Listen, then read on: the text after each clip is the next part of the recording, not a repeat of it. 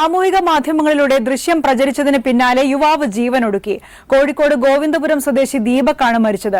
ദീപക് ബസ്സിൽ വെച്ച് ലൈംഗിക അതിക്രമം കാട്ടിയെന്നായിരുന്നു യുവതിയുടെ ആരോപണം.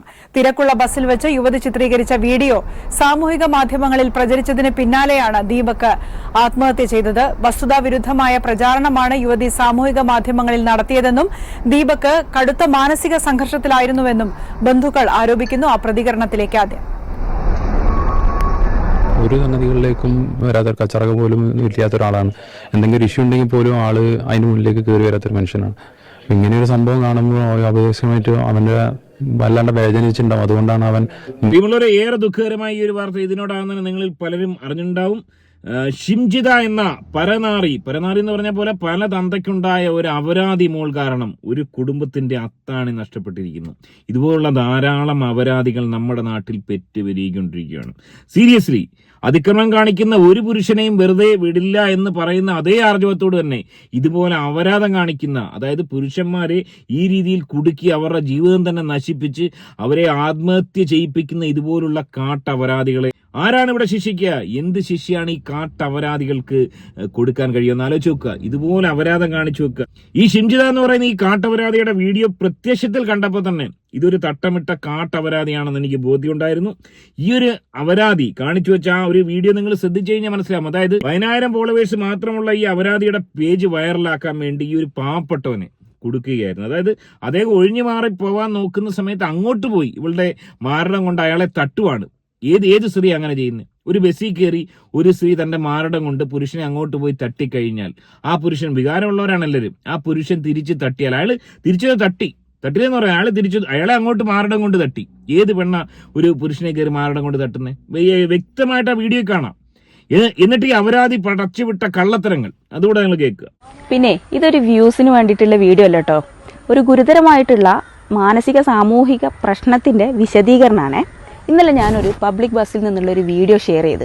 എന്താണെന്ന് വെച്ച് കഴിഞ്ഞാൽ ഒരാൾ മനഃപൂർവ്വം എൻ്റെ ശരീരത്തിൽ സ്പർശിക്കുന്ന ഒരു വീഡിയോ. അതൊരു ആക്സിഡൻ്റ് അല്ല, ഒരു മിസ്അണ്ടർസ്റ്റാൻഡിങ്ങും അല്ല. ഇത് മേജർ സൈക്കോളജിക്കൽ ഇഷ്യൂവും സെക്ഷൽ ബൗണ്ടറി വയലേഷനുമാണ്. അതായത് കൺസെൻ്റ് ഇല്ലാതെ ഒരു മനുഷ്യൻ്റെ ശരീരത്തിൽ തൊടാൻ ആർക്കാ അവകാശമുള്ളത്? ശരിക്കിത് കാണിക്കുന്നത് എന്താണെന്നറിയോ? അയാൾക്ക് അയാളുടെ ഇമ്പൾസ് കൺട്രോൾ ചെയ്യാനുള്ള ശേഷിയില്ല, മറ്റുള്ള മനുഷ്യന്മാരോടുള്ള എമ്പതി ഇല്ല. ഇതിനൊക്കെ അപ്പുറത്ത് ആരും എന്നെ ഒന്നും ചെയ്യില്ല എന്നുള്ളൊരു മറ്റേടത്തെ വിചാരമില്ലേ, അതും കൊണ്ടാണ്. എന്താണെന്ന് വെച്ചാലേ, ഞാൻ ഈ ഫസ്റ്റ് എൻ്റെ മുന്നിൽ നിൽക്കുന്ന ഒരു പെൺകുട്ടിക്കുള്ള ഡിസ്റ്റർബൻസ് കണ്ടിട്ട് എൻ്റെ ഫോണിൽ വീഡിയോ ഓണാക്കി ഇങ്ങനെ പിടിച്ചു. ഈ വീഡിയോ ഓണാക്കിയത് അയാൾ കണ്ടിട്ടുണ്ട്. അയാളത് കണ്ടുകൊണ്ടിരിക്കെ തന്നെ അയാൾ കുറച്ച് നേരം അങ്ങനെ നിന്നു, വേറെ കുഴപ്പമൊന്നുമില്ല. കുറച്ച് കഴിഞ്ഞപ്പോൾ അയാളത് പിന്നെ റിപ്പീറ്റ് ചെയ്തുകൊണ്ടിരിക്കുക. അതിൽ നിന്ന് എന്താ മനസ്സിലാക്കുന്നത്? വീഡിയോ എടുത്താലും എനിക്ക് പ്രശ്നമില്ല, എങ്ങനെയായാലും പ്രശ്നമില്ല, ഞാൻ ചെയ്യാനുള്ളത് ചെയ്തുകൊണ്ടിരിക്കും എന്നുള്ളത്. ഇത് കാണിക്കുന്നത് ഇയാളിതൊരു പാറ്റേൺ ആയിട്ട് കണ്ടിന്യൂ ചെയ്യുന്നുണ്ട് എന്നുള്ളതാണ്. എന്ന് വെച്ച് കഴിഞ്ഞാൽ അയാളുടെ ബിഹേവിയറിൽ നല്ല പ്രശ്നമുണ്ട്. ഇതൊരു മെയിലിൻ്റെ നോർമൽ ബിഹേവിയർ അല്ല, ഇൻസ്റ്റിങ്ക്റ്റും അല്ല, ടെംപ്റ്റേഷനും അല്ല, പിന്നെന്താ അൺകറക്റ്റഡ് ബിഹേവിയറാണ് സൈക്കോളജി പറയണതേ. ഈ ഒരു കാട്ടപരാധിയുടെ വീഡിയോയിൽ തന്നെ വ്യക്തമായി നമുക്ക് കാണാൻ സാധിക്കും, ആ ഒരു മനുഷ്യൻ തിരിഞ്ഞു നിൽക്കുവാണ്. അയാൾ ഒരു തരത്തിൽ ഇവളെ തട്ടാനോ മുട്ടാനോ വന്നിട്ടില്ല. തിരിഞ്ഞു നിന്ന് ആ ഒരു മനുഷ്യനെ അങ്ങോട്ട് പോയി മാറടം കൊണ്ട് ഇവിടെ തട്ടി പ്രൊവോക്ക് ചെയ്തതിനു ശേഷം അദ്ദേഹം തട്ടി എന്ന് പറഞ്ഞ് വീഡിയോ എടുത്തിട്ട് ഈ വീഡിയോ ഇത്രയും അധികം ആളുകൾ കണ്ടു. അതിനുശേഷം ആ വീഡിയോ ഡിലീറ്റ് ചെയ്തു. ആ ഒരു മനുഷ്യന്റെ അവസ്ഥ ഒന്ന് ആലോചിച്ച് നോക്കണം.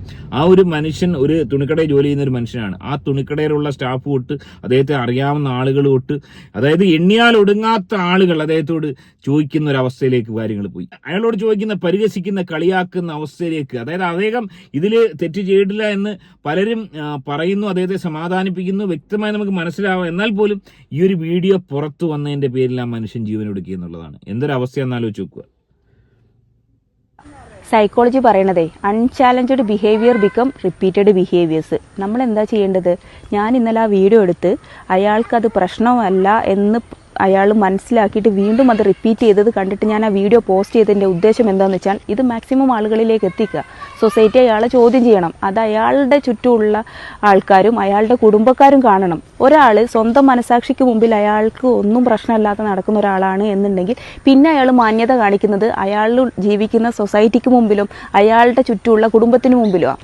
അപ്പോൾ ഈ കുടുംബം അത് അറിഞ്ഞു എന്നറിയുമ്പോഴും സൊസൈറ്റി അത് അറിഞ്ഞു എന്നറിയുമ്പോൾ മാത്രമാണ് ഇവർ ഈ ബിഹേവിയർ ചേഞ്ച് ചെയ്യാൻ പോകുന്നുള്ളൂ. അതാണ് ഞാൻ ആ വീഡിയോ ഷെയർ ചെയ്തതുകൊണ്ട് ഉദ്ദേശിച്ചത്. ആ സാധനം സൊസൈറ്റി നോർമലൈസ് ചെയ്യുന്നത് കൊണ്ട് എന്താ ഉണ്ടാവുന്നത് എന്ന് വെച്ച് കഴിഞ്ഞാൽ അയാൾ ഒരിക്കലും അത് ചേഞ്ച് ചെയ്യാൻ പോണില്ല. ഇങ്ങനെയാണെങ്കിലും വിക്ടിമിനെ മാത്രം ക്രൂശിക്കാനേ ഇവിടെ ആളുകളുള്ളൂ എന്ന് പറഞ്ഞിട്ട് അയാൾ അത് ആ സാധനം റിപ്പീറ്റ് ചെയ്തുകൊണ്ടേയിരിക്കും. ഇതൊരു ചെറിയ തെറ്റല്ല, ജോക്കും അല്ല, അറ്റൻഷൻ സീക്കിങ്ങും അല്ല. ഇതൊരു major psychological and social issue ആണ്. സൊസൈറ്റിയും കുടുംബവും അറിഞ്ഞ് അയാളെ ബിഹേവിയർ, ഇത്തരം ആൾക്കാരുടെ ബിഹേവിയർ തിരുത്താനാണ് ശ്രമിക്കേണ്ടത്.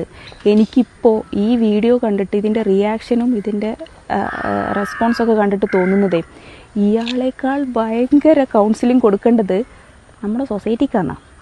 ഈ ഒരു അപരാധിയുടെ വീഡിയോയ്ക്ക് ഈ ഒരു വിഷയത്തിൽ ഒരു ഫെമിനിസ്റ്റുകൾ പോലും, അതായത് ഒരു ഫെമിനിസ്റ്റുകളായിട്ട് കുലകുത്തി വാഴുന്ന ഫെമിനിസ്റ്റുകൾ പോലും സപ്പോർട്ട് ചെയ്ത് വീഡിയോ ഇട്ടില്ല. ഈ അപരാധി പറയുന്നത് ആ ഒരു മനുഷ്യന് സ്വഭാവ വൈകൃതമുള്ള ഒരു മനുഷ്യനായിരുന്നു. ഇതുപോലുള്ള പല തന്തയ്ക്കുണ്ടായ മക്കളെ സ്വന്തം പിതാവ് അല്ലെങ്കിൽ ആങ്ങള എങ്ങനെ ഇവരെ വിശ്വസിച്ച് വീട്ടിൽ താമസിക്കുക എന്ന് ആലോചിച്ച് വെക്കുക. എന്തൊരവസ്ഥയാണ് ഇതുപോലുള്ള കാട്ടപരാധികൾ. അതായത് റീച്ചിന് വേണ്ടി ഏതെങ്കിലും പാവപ്പെട്ട ഇദ്ദേഹത്തിന് അല്ലെങ്കിൽ വേറൊരു മനുഷ്യൻ അവരെ ഉപയോഗിച്ച് ഇത്തരത്തിൽ വീഡിയോ ഉണ്ടാക്കുന്നു, അതിനുശേഷം ഈ വീഡിയോ വൈറലാക്കുന്നു, അതിനുശേഷം ഈ രീതിയിൽ എക്സ്പ്ലനേഷൻ നടത്തി അദ്ദേഹത്തെ കൊല്ലാക്കൊല ചെയ്യുന്നു. ആ മനുഷ്യൻ എങ്ങനെയാണ് ആത്മഹത്യ ചെയ്യാതിരിക്കുക? ഇതുപോലുള്ള കാട്ടപരാധികൾക്ക് എന്ത് ശിക്ഷയാണ് നമ്മുടെ ഗവൺമെന്റിന് കൊടുക്കാൻ സാധിക്കുക എന്ന് ആലോചിച്ച് വെക്കുക. ഇതിങ്ങനെ പെരുകി വന്നുകൊണ്ടിരിക്കുകയാണ്. സ്ത്രീകൾക്കെതിരെയുള്ള യഥാർത്ഥ അതിക്രമങ്ങൾ പോലും ഇതിന്റെ പേരിൽ ഇല്ലാതായിപ്പോവും. യഥാർത്ഥ അതിക്രമങ്ങൾ. കാരണം ഇത്രയും അധികം അപരാധികൾ ഇങ്ങനെ ജനിക്കുന്നു എന്ന് മനസ്സിലായി കഴിഞ്ഞാൽ പിന്നെ ഈ യഥാർത്ഥ ക്രൈം ചെയ്യുന്ന ആൾക്കാർ ചിലപ്പോൾ അതൊരു മുതലെടുപ്പ് നടത്താനുള്ള സാധ്യതയുണ്ട്. സ്ത്രീകൾക്ക് കിട്ടുന്ന പ്രിവിലേജ് ഇതുപോലുള്ള കാട്ടപരാധികൾ ഇല്ലാതാക്കുകയാണ്. യഥാർത്ഥ വിക്ടിംസിന് നഷ്ടമാണ് ഇവിടെ ഉണ്ടാവുന്നത്. ഈ അപരാധികൾ കാണണം, മനസ്സിലാക്കണം. ഇതുപോലുള്ള കാട്ടപരാധികൾ, അതായത് ഇതുപോലുള്ള മൊബൈലും എടുത്തുകൊണ്ട് ഈ വീഡിയോ എടുക്കാൻ ഇറങ്ങുന്ന ആൾക്കാർക്ക് മിനിമം ഇവളെ അറസ്റ്റ് ചെയ്യണം. ഉടൻ തന്നെ അറസ്റ്റ് ചെയ്യുമെന്ന് ഞാൻ പ്രതീക്ഷിക്കുന്നു. ഈ ഒരു കേസിൽ തീർച്ചയായും ഇവളെ അറസ്റ്റ് ചെയ്യാം. അതായത് ആത്മഹത്യാ പ്രേരണ കുറ്റമാണ് ഇവൾ ചെയ്തിരിക്കുന്നത്. ക്രിമിനൽ ഒഫൻസ് തന്നെയാണ് ചെയ്തിരിക്കുന്നത്. 100% ഇവളെ അറസ്റ്റ് ചെയ്യാനുള്ള എല്ലാ സാധ്യതയുമുണ്ട്. അതുകൊണ്ട് തന്നെ ഇവളെ അറസ്റ്റ് ചെയ്തതിനു ശേഷം മിനിമം 5 കൊല്ലം വരെ ശിക്ഷ കിട്ടിയേക്കാം. പക്ഷെ മിനിമം ഒരു 2 കൊല്ലമെങ്കിലും ഇതുപോലുള്ള അപരാധികളെ ജയിലിലിടുക. മറ്റുള്ളവർക്ക് ഇതൊരു പാഠമാവും. മറ്റുള്ളവർക്ക് തീർച്ചയായും ഇതൊരു പാഠം. ഇതുപോലുള്ള അപരാധം കാണിക്കാൻ ഒരുപാട് പേര് അണിയറയിൽ ഒരുങ്ങിക്കൊണ്ടിരിക്കുന്നുണ്ട്. അല്ലെങ്കിൽ ഇത് വലിയ നമുക്ക് ആർക്കും ഞാൻ ബസ്സിൽ കയറാറില്ല, ബസ്സിൽ കയറുന്ന ആൾക്കാർക്ക് ആർക്കും ഇതൊരു ഭീഷണിയാവാം. അത് ചിലപ്പോൾ നമ്മുടെ അച്ഛനാവാം, നമ്മുടെ അനിയനാവാം, ചേട്ടനാവാം, നമ്മുടെ ആരെങ്കിലും ഒക്കെ ആവാം. അവർക്കൊക്കെ ഇത് ഒരുപാട് ഇങ്ങനെ വരുന്നുണ്ട്. ഡെയിലി ഒരു 2 വീഡിയോയെങ്കിലും മിനിമം ഇതുപോലുള്ള കാട്ടപരാധികളുടെ ഭാഗത്തു നിന്നുണ്ടാവുന്നുണ്ട്. ഏറെ ദുഃഖകരമായ അവസ്ഥയാണ്. സമൂഹം നേരിടുന്ന വലിയൊരു വെല്ലുവിളി തന്നെയാണ്. അതുകൊണ്ട് തന്നെ ഈ സ്ത്രീയെ എത്രയും പെട്ടെന്ന് അറസ്റ്റ് ചെയ്ത് കേരള പോലീസ് ഇതിനൊരു മാതൃകയാവണം എന്ന് ഞാൻ അഭ്യർത്ഥിക്കുകയാണ്. നിങ്ങളുടെ അഭിപ്രായം കമന്റ് രേഖപ്പെടുത്തുക. ആദ്യം വീഡിയോ കാണുന്നവർ വീഡിയോ ലൈക്ക് ചെയ്യുക, ചാനൽ സബ്സ്ക്രൈബ് ചെയ്ത് കാണുക. മറ്റൊരു വീഡിയോ ആയിട്ട് കാണാം.